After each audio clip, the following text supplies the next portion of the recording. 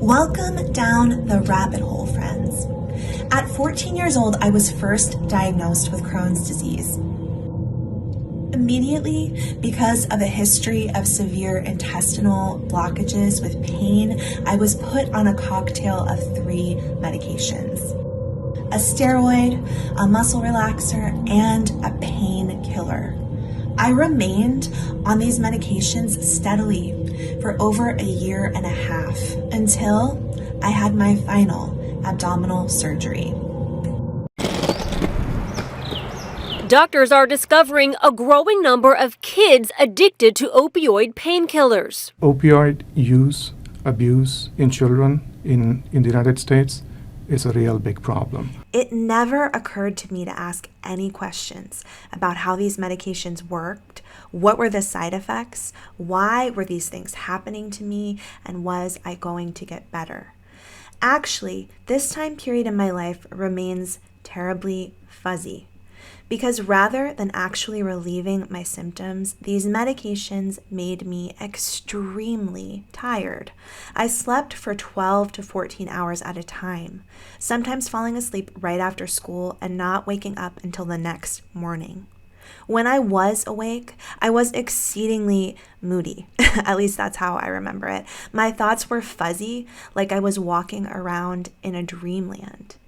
And I became easily angry or extremely sad randomly with little rational reasoning to any of my behaviors. And it never occurred to me these issues were related to my medication. And I don't remember anyone ever speaking to me or counseling me about any of this.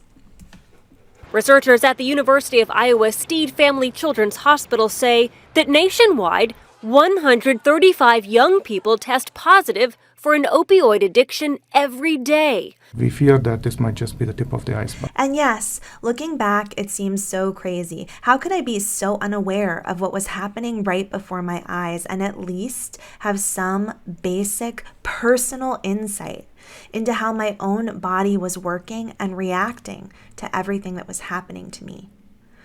Well, friends, I think it was partially because my brain simply wasn't fully developed at age 14. My sense of self was still stuck inside a very small bubble, revolving around my own selfish interpretations of the world around me. I lived minute to minute. I focused on friendship, sometimes boys, and the pain I was still experiencing every night. I didn't have anywhere to go to easily research my diagnosis or the medications I was on, and if I did, who knows if I would have taken advantage of it. I just wasn't in a place to understand what was best for me. I woke up from that medication-induced fog right after I turned 16 and I had my final surgery. No one told me anything like, "You'll need to wean yourself off of these medications. You might experience withdrawal. You might experience mental health issues." Instead, I just remember lying on the dirty couch in the back room of my house, eating popsicles, being in a lot of pain because I just had surgery, feeling a lot of hard emotions, and just slowly getting through it and eventually coming out of the fog on my own, by myself, doing the best I could. So as a side story, I noticed that my prescriptions for painkillers were still being filled for quite a while after that, and they would disappear every month, even though I wasn't taking them. They were likely feeding one of my parents' issues with addiction. And I add that in to say, kids are so dependent upon their parents, even in ways that don't always benefit them. My family is full of good people who I love, but I recognize their weaknesses and issues and how they affected me as a child. My parents were exhausted, overworked, struggling to make ends meet, and escaping their own lives through addiction. How were they going to be able to support me, take care of me? I was the eldest of their 3 children, the one they depended on to make dinner every night and help her siblings do their homework. They needed me sometimes more than I needed them. They weren't bad people. They were busy. And I wasn't a bad kid. I was over-medicated and undereducated about what was going on with my mind and my body. Okay, so I share this weirdly personal story to try to help humanize a lot of what someone like Gypsy must have gone through. Some are saying, how could she not have known about her diagnoses being faked? How could she be so cruel to her mother? How could she lie, run away, be caught on camera shopping after the murder?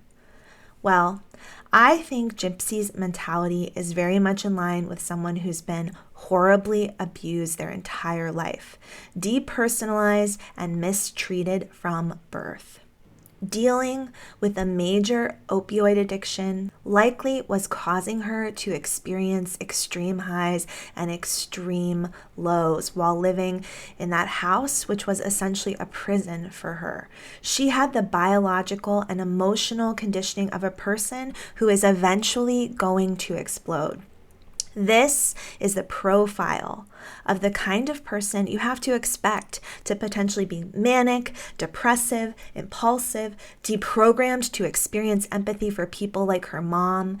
Gypsy is a child who was made into the unstable and unhinged teenager she became. She's a product of Dee Dee, but in a way that most of us will never understand. Gypsy's imprisonment, including a situation in which Dee Dee had constant and ongoing access to feeding Gypsy medications without her knowledge, at any dose, at any time she chose, because Dee Dee pushed medical professionals to give Gypsy a G-tube.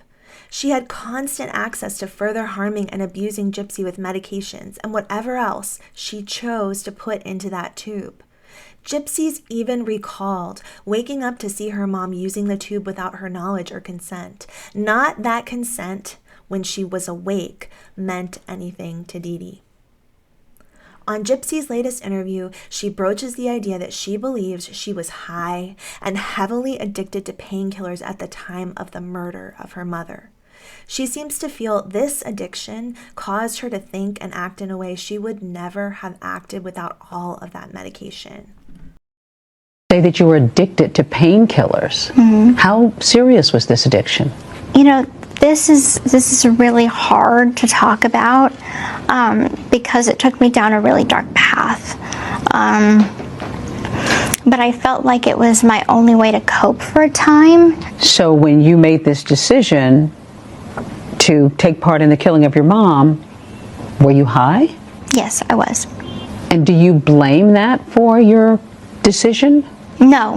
I don't blame drugs. I don't blame anything. I don't make excuses. And now?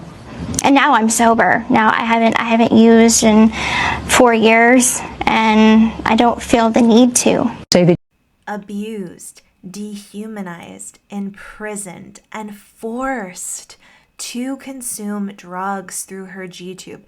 Now, Gypsy doesn't tell us here, was she taking additional drugs? It sounds like she's making a confession that she was getting additional drugs as well. She was high, and I'm not surprised that that would be the case. She had a lifetime of surgeries and medical procedures in which she probably was receiving medications like this throughout all of it. Does being high make you kill your mother? Well, no. If you don't have all of the other millions of factors going on in your life that Gypsy had for the past 20 years before she finally snapped and took all of her frustration, anger, and rage out on the person who had been abusing her for years, who never protected her, who put her in a state she could no longer.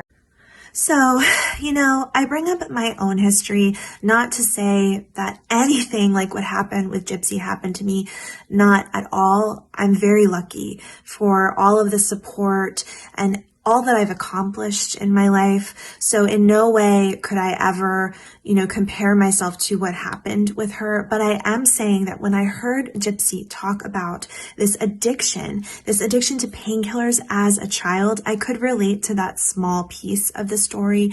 And I wanted to put it out there and let you know that my experience is, number one, that it really does alter the chemistry of your brain. Biologically, you are not the person you once were before you started taking them. And then number two, when all of this happens as a child, you're frequently not in a place where you can really understand, really grasp what's going on and the consequences of everything that's happening around you.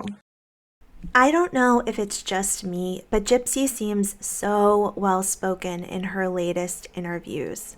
Maybe she's been coached and helped along the way, but she seems to understand that she needs to take responsibility for her part in what happened to her mom.